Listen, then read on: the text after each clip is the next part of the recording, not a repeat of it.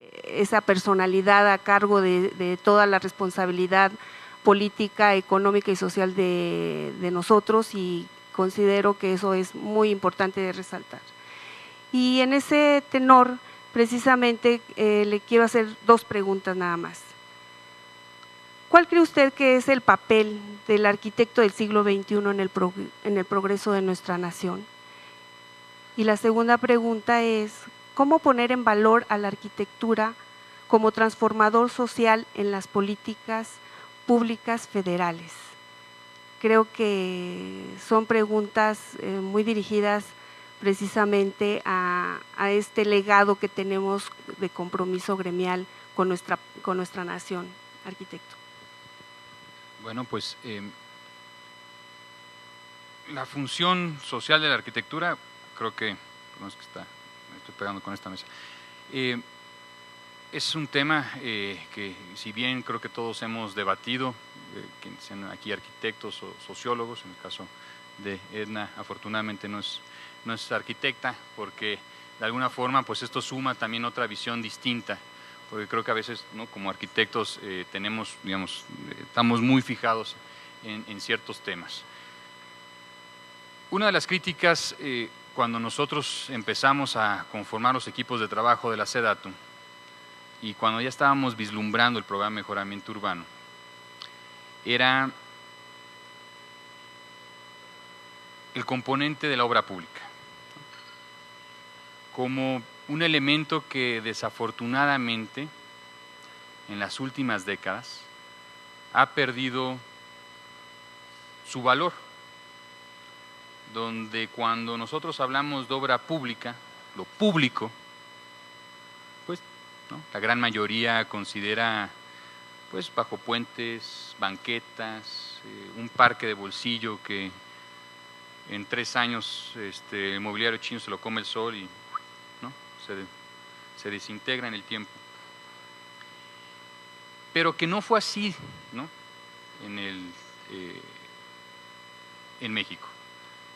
Que a principios del siglo XX, siglo XIX, la calidad de la obra pública, el legado del espacio público era distinto, donde grandes obras de principios del siglo XX, mediados del siglo XX, ¿no?, Ciudad Universitaria, el propio centro histórico, siglo XIX, creo que sí había un sentido de responsabilidad social cuando estábamos hablando de lo público, y que últimamente, en las últimas décadas, se perdió este concepto de la calidad de la obra pública. Podrá haber ciertas observaciones a la ley de obra pública de por qué el proyecto está contemplado como destajo y acarreo de material. Tendría que ser un elemento distinto en la propia ley de obra pública. Porque si no le damos ese valor al proyecto, pues estamos plenamente asegurando que la obra en sí vaya a fracasar. Todos aquí sabemos que más como recurso público, pues hay una gran responsabilidad, porque si no salió el proyecto, pues va a estar difícil de regresen los ladrillos y arranquemos de nuevo. Pues no solamente se puede constituir un proyecto en un momento determinado, y que ese proyecto tiene que asegurar la calidad de los materiales y sobre todo la permanencia en el tiempo. Que cuando pasen las décadas, como mucha muy buena arquitectura, pues tenga ese sentido digno de envejecer con el tiempo. Y creo que ahí recae un elemento que ha perdido el Estado mexicano, que ha perdido el gobierno en distintas órdenes, que es la calidad de la obra pública. De que cuando entra la presión del municipio o del Estado vamos, ¿no?, porque los tiempos administrativos son pero buenísimos, son así usted tiene que entregar el 31 de diciembre la obra, si no, penalización. Y para lograr eso, pues hay que recortar tiempos. ¿Y dónde recorta uno? Pues en el proyecto. Ese es uno de los grandes problemas que nos estamos enfrentando, que creemos plenamente desde esta Secretaría, también con otras secretarías, es regresarle la importancia del proyecto, más cuando estamos hablando de obra pública. Regresar el sentido esencial de que si no tenemos ese espacio, y lo comento en el programa de mejoramiento urbano porque bien hubiera sido mucho más fácil decirle a los gobiernos municipales: oye, este mercadito que tiene usted, pásemelo acá, y lo licitamos, proyecto integral, no es a precio alzado, me ahorro 3 meses, si estuvo bien, bien, y si no, pues qué lástima. Si hubo un entendimiento, una adecuación cultural, si hubo un trabajo de investigación previa por una instancia de educación superior, si hubo una participación ciudadana. Los mecanismos de fiscalización nacional no contemplan esto, ¿no? Cuando llega la Secretaría de la Función Pública: oye, usted, la adecuación del proyecto es el correcto, ¿no? Los materiales se utilizó. Eso ya se perdió completamente. Es algo que no se ve, es algo completamente poco funcional. El chiste es hacer obra por hacer obra, el contratismo, la necesidad del contratismo por hacer obra pública. Y creo que ahí recae gran parte de esta gran oportunidad que ahora tenemos, que es asegurar no solamente el programa, sino también el marco normativo. Hay varias NOMs que todavía están ahí pendientes, de espacio público, de equipamiento, de centros históricos, que hay mucho trabajo todavía normativo que podemos incentivar en este sexenio para asegurar ciertos criterios mínimos en lo que corresponde en dotación de servicios y equipamientos públicos. Bueno, quiero comentar que también hemos estado insistiendo mucho en lo que es la ley de obra pública, estamos participando. A lo que más nos hemos encontrado en proponer es que no diga la ley de obra pública, que diga la ley de proyectos y obra pública, para que si no quieren hacer 2 leyes, que era lo que queríamos, siquiera que sea la misma, pero que se insista mucho en el proyecto arquitectónico.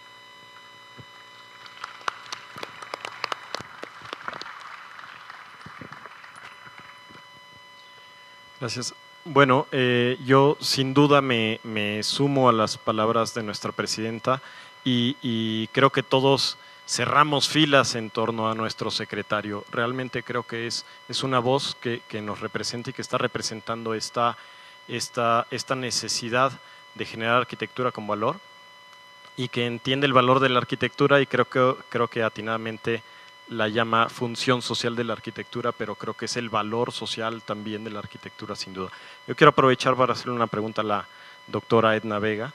Doctora, usted mismo ha defendido en meses previos que la vivienda no solo no es un lujo, no es materia por sí misma, sino es un derecho ciudadano, y si bien en la presentación del secretario ya también estamos dándonos cuenta de este cambio de paradigma que se alinea mucho más a las líneas de ONU Habitat, donde ya no hablamos de aquella vivienda digna que no estaba tan claramente definida ni descifrable, sino de una vivienda adecuada.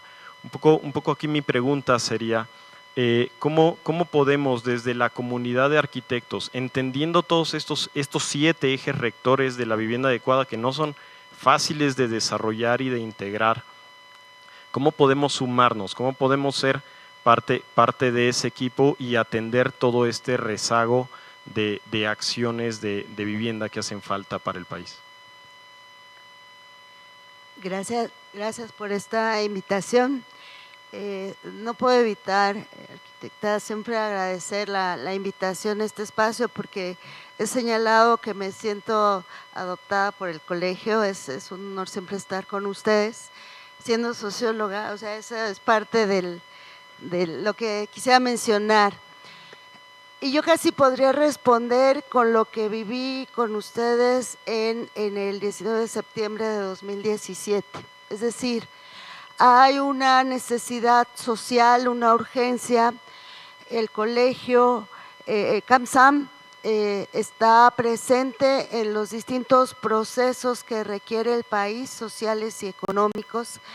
Además de quienes mencionó la arquitecta Miranda, tenemos gente como el arquitecto Roberto Ebenschutz, como el arquitecto Enrique Ortiz, como el arquitecto Gustavo Romero, que son arquitectos que han empujado por una visión social, en particular de la vivienda, pero en general de la arquitectura, y me parecen personas, el arquitecto José María Gutiérrez, Chema Gutiérrez, que siempre habló de la constructora Pueblo y que empujó en la academia, en la organización social, una visión distinta de lo que tendría que ser justamente la arquitectura, con un enfoque social, con una función y un valor social, y donde se ha avanzado mucho en este sentido. Distintas personalidades en distintos ámbitos, uno es el público, otro es la academia, otro es el quehacer de la construcción cotidiana.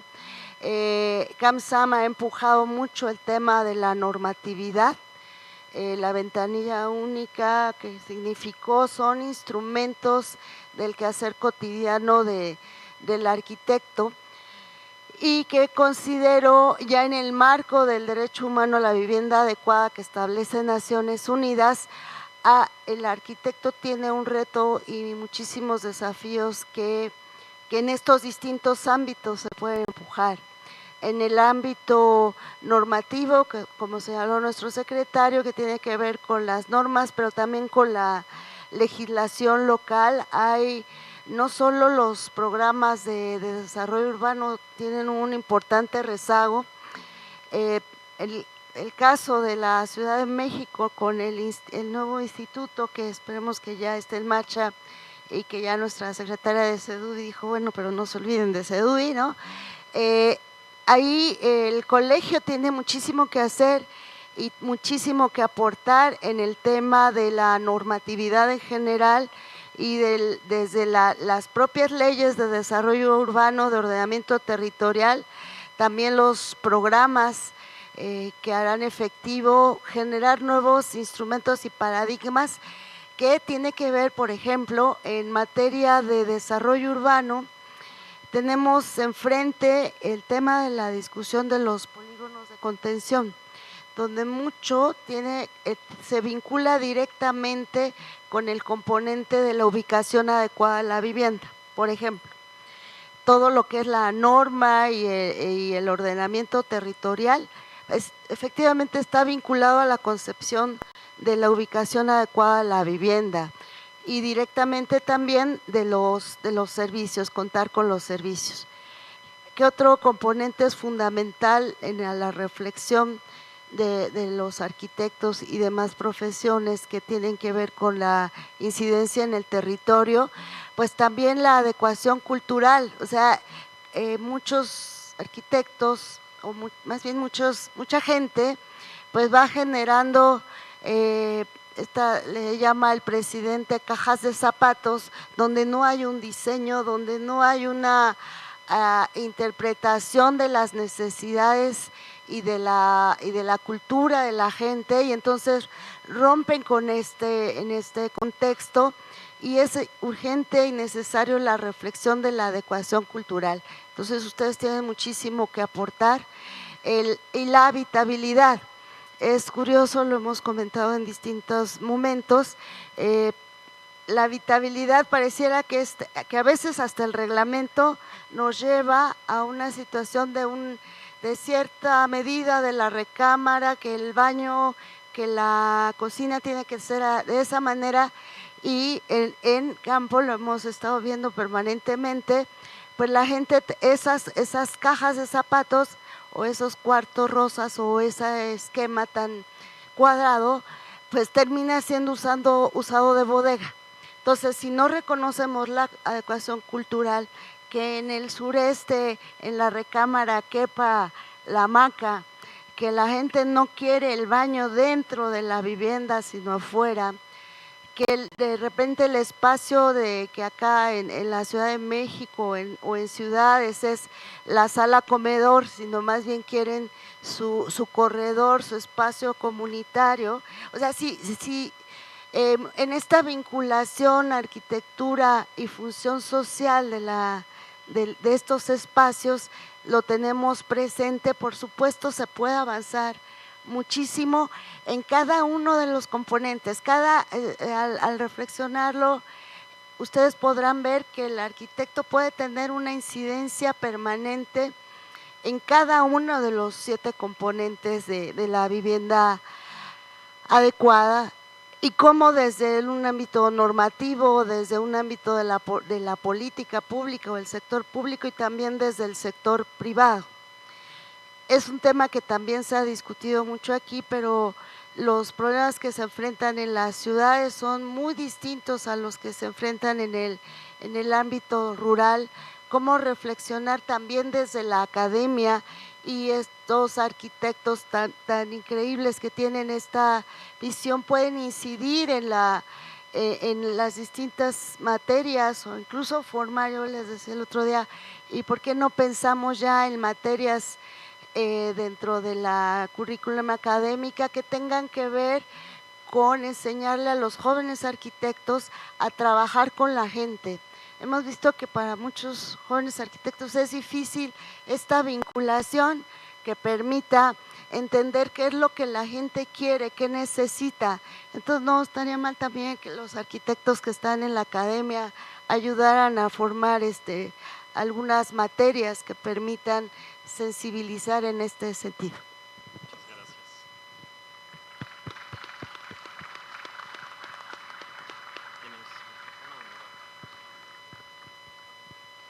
Bueno, a mí también me gustaría sumarme a la felicitación, y la verdad da mucha alegría, es esperanzador escuchar el hecho de que de estos principios que nos comparte el secretario Meyer, el maestro Meyer, respecto a 2 puntos, yo diría. El primero, la importancia de retomar desde la visión de la autoridad, la importancia de los procesos de planeación y de proyecto como factores fundamentales, y además sumados a estos últimos comentarios con la inclusión de los procesos participativos y el acercamiento a la visión y a la investigación, me parece alentador. La segunda parte que también me parece alentador es retomar la importancia de la arquitectura como también esta posibilidad de catalizador y de participante en las mejoras sociales, y que vemos representados en los programas que nos fueron mostrados en la conferencia del secretario. A mí me gustaría retomar el tema un poco de la vivienda, también seguir con el tema de la vivienda porque creo que es central. El señor secretario nos adelantaba en su presentación toda la parte que toca precisamente el Programa Nacional de Vivienda. Sabemos que existe este rezago que se nos aclaraba, que además está ya claramente visualizado en términos de regionalización y de tipología también, y de sector al que está, donde existe, digamos, este alto déficit. A mí me gustaría preguntar, señor secretario, ¿qué medidas o qué instrumentos o qué cambios en las modalidades, sobre todo financieras respecto a la vivienda, podríamos esperar digamos, en el corto plazo? ¿Van a existir modificaciones a este respecto en un futuro cercano, o qué podemos esperar? Gracias.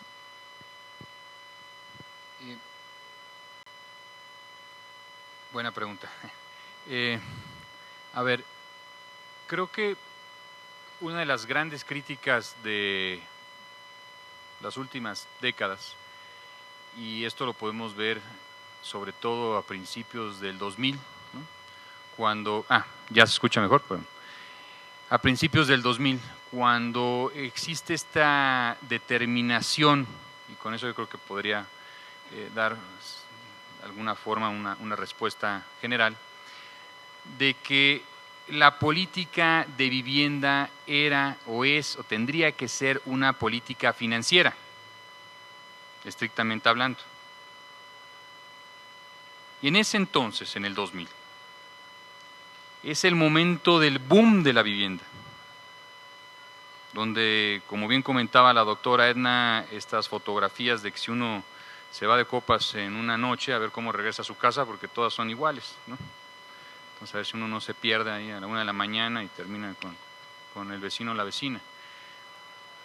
Pero digamos, es ese modelo, ese entendimiento de que las instituciones financieras que tenían que regular y que tenían que destinar el recurso a los trabajadores entendieron que la vivienda es una necesidad financiera y que solamente tendría que ser vista como un mecanismo financiero. Y eso creo que fue el gran problema. Sin duda alguna, bajo una óptica financiera fue excelente. El PIB creció probablemente en lo que corresponde a vivienda. Todo el mundo salió feliz en ese momento, pero fue una burbuja. Fue una burbuja inmobiliaria.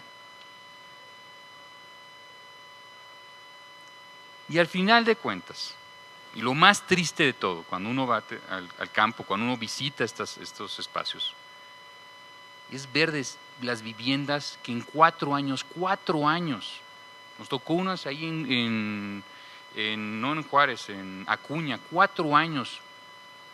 Bueno, me invita el presidente municipal, no, vamos a inaugurar unas viviendas. Yo, bueno, vamos, ya me siento, no sé si estaba Edna o no, pero... Y le digo, oiga, no, estas que estábamos inaugurando, las de al lado, ¿no? Ya estaban abandonadas, ¿no? Estas, ¿hace cuánto las inauguraron? Hace 4 años. Madre de Dios. Pues, ¿qué estamos haciendo como sociedad para incentivar una política de desarrollo urbano, de vivienda, que en 4 años las viviendas están abandonadas? Que están grafiteadas, que desmontaron completamente el marco de las ventanas, las instalaciones, las cocinas, levantaron los mijitorios. ¿Ese es el modelo que queremos? Entonces creo que la crítica central que hemos hecho desde campaña y seguimos haciéndolo, no es tanto decir quién es el culpable o quién no, sino una reflexión que nos permita entender que ese no es el camino, que no podemos estar incentivando viviendas que en 5 años estén abandonadas. Imagínense, los trabajadores perdieron, el Estado mexicano perdió, el municipio perdió, la seguridad aumentó, todo el mundo pierde, hasta la industria de la construcción pierde. Y creo que ese es el gran reto, entender que ese no es el modelo, que tenemos que transitar hacia otro modelo de desarrollo, entender que gran parte de la presión de las familias también recae en el monto de la tasa. La tasa que se tiene que pagar es considerablemente alta, más en estas regiones de centro-sur con microfinanciamientos que van 40, 50, 60. Es inhumano. ¿Cómo le dice a una familia que requiere 90,000 pesos para ampliar su vivienda? Oye, aquí están los 90,000, pero una tasa de 50%. Y creo que es eso, el tema central es entender que tenemos que dotar de mejores mecanismos de acceso al financiamiento a esas regiones donde no tienen acceso o que el acceso es muy restringido, por lo cual los costos son muy altos, donde el mercado formal laboral no es el adecuado y que esa es la realidad con la que hay que trabajar. Y que desde la Federación, a través de la Comisión Nacional de Vivienda, tenemos que atender a esa población, tenemos que atender a la población que no tiene acceso al crédito, que tenemos que buscar mejores mecanismos con otras instancias, con Sociedad Hipotecaria Federal, por ejemplo.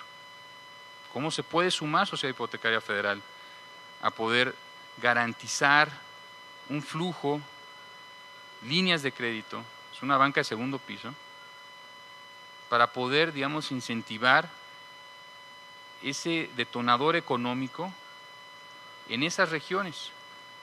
Cómo incentivar a la autoproducción asistida técnicamente.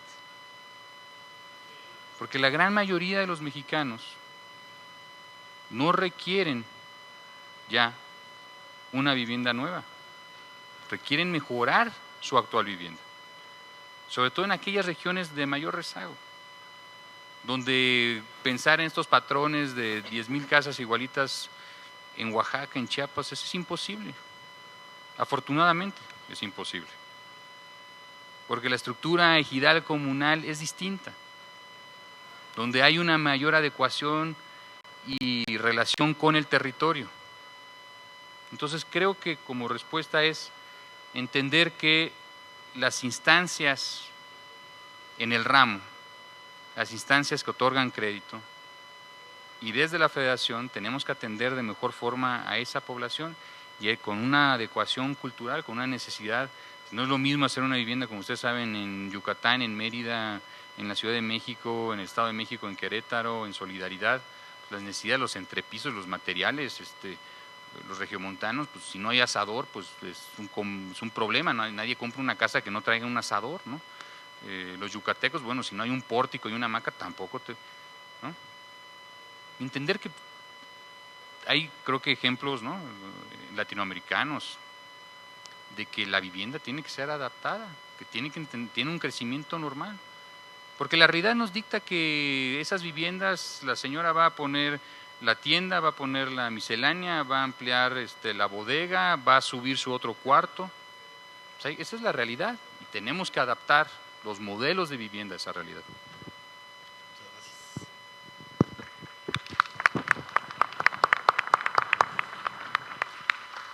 Bueno, no sé si, Willy, vamos a proceder, si tenemos algún tiempo para algún par de preguntas del público o cómo andamos en algún comentario adicional. ¿Se le parece, señor secretario, dos preguntas de parte del público? Edna, ¿sí? Bueno, a ver, Willy.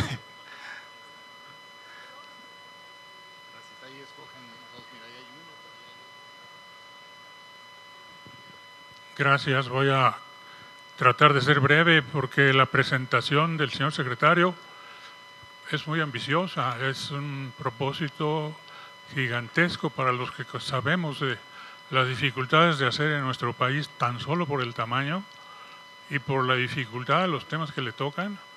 Pues ay caray, a mí me gustaría aportarle algunas de mis experiencias. Yo soy ingeniero civil, pero soy urbanista, alumno de el arquitecto Eyvind Schutz, con quien estuve en la Subsecretaría de Asentamientos Humanos en aquel momento de su fundación.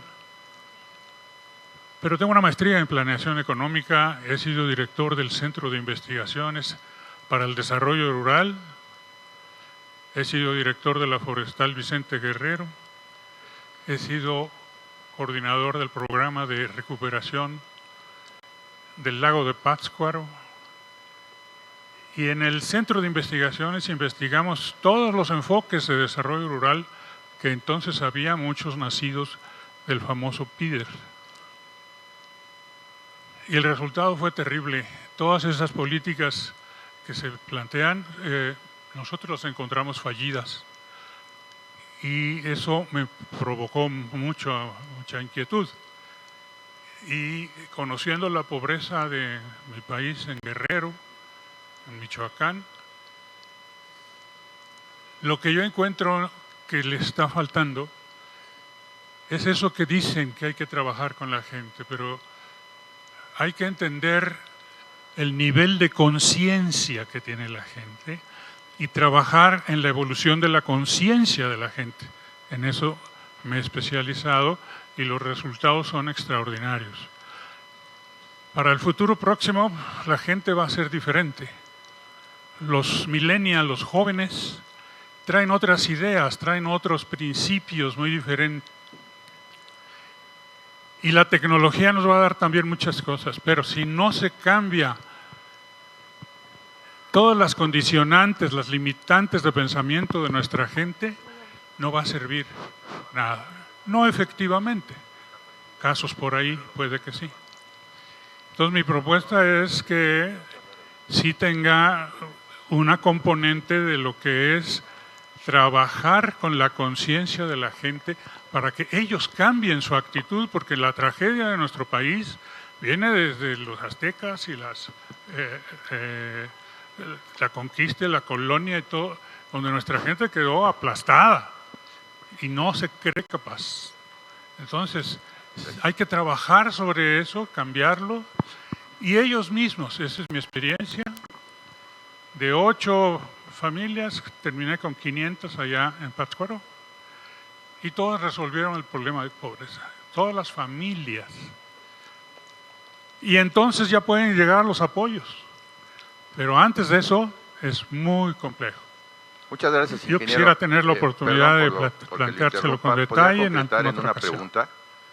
Gracias. Ingeniero, de nada. Muy bien, perdón por la rudeza. Tenemos algunas preguntas del público. Bueno, en realidad les pediríamos más que comentarios, si es que van a existir preguntas. Agradecen en algún momento algún comentario introductorio, pero agradeceríamos más preguntas que fueran muy concretas, si es tan amable.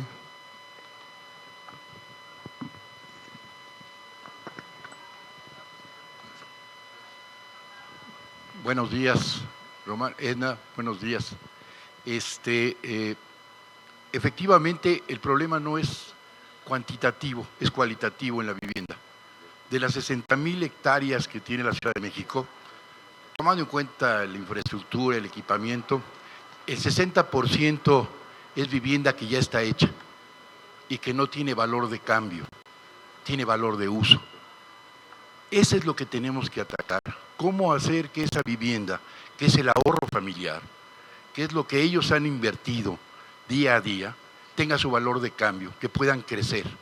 Esa vivienda que tenemos en toda la periferia del Distrito Federal y los diferentes cinturones de miseria que se ha construido, démosle valor de cambio, ¿sí? Que la gente que construyó arriba del abuelo o arriba de la tía, ¿sí?, pueda escalar, pueda poderla cambiar.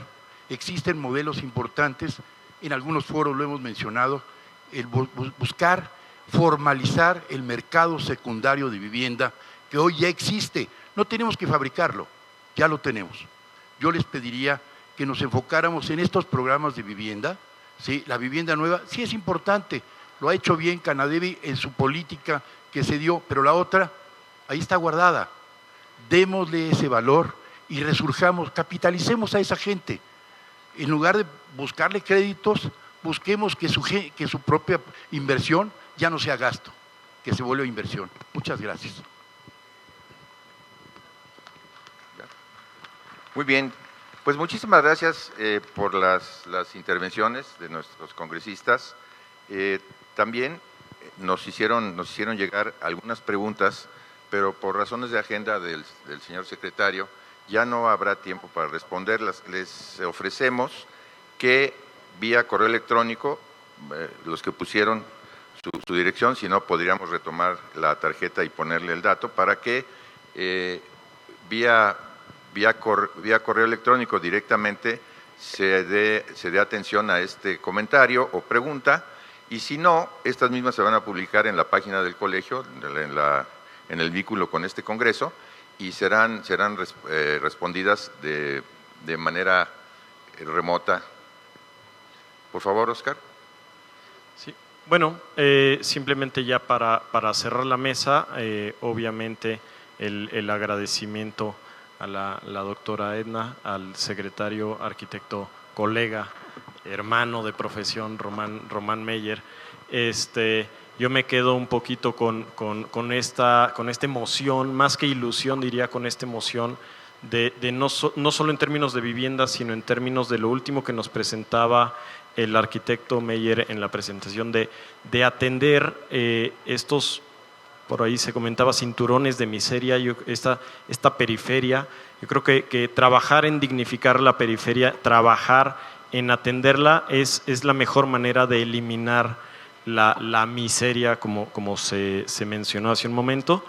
y creo que los arquitectos en esta labor social de la profesión, creo que estaremos completamente dispuestos a sumarnos a esta gran iniciativa que felicito que sea uno de los ejes rectores de la iniciativa pública. Le cedo el micrófono a la presidenta del Colegio de Arquitectos para hacer el cierre de esta mesa. Susana. Sí, nada más quiero recapitular algo que dijo Edna.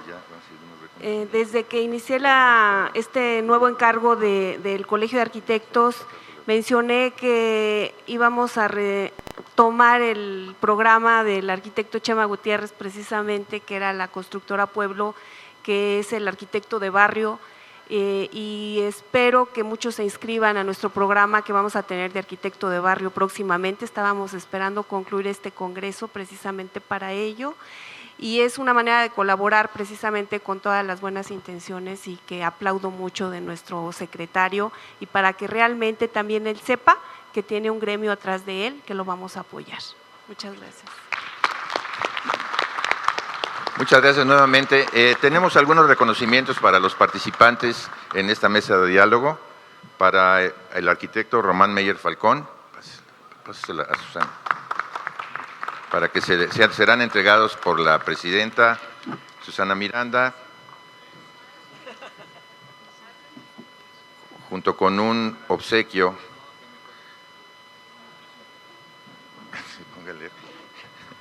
a la maestra Edna Elena Vega Rangel.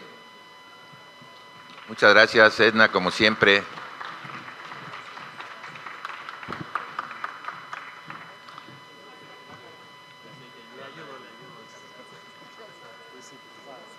Al arquitecto Honorato Carrasco Mar, vicepresidente de Acción Académica de nuestro colegio. Muchas gracias, Honorato. Y finalmente al arquitecto Óscar Sanginés Coral.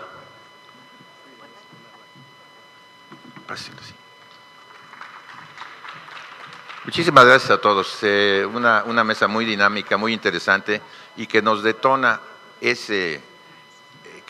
la sospecha, que nos detona la acción, que nos invita a participar, en fin, que es uno de los objetivos de este congreso, al cual les agradecemos su asistencia y, por supuesto, a este excelente panel. Muchas gracias. La foto. Al contrario.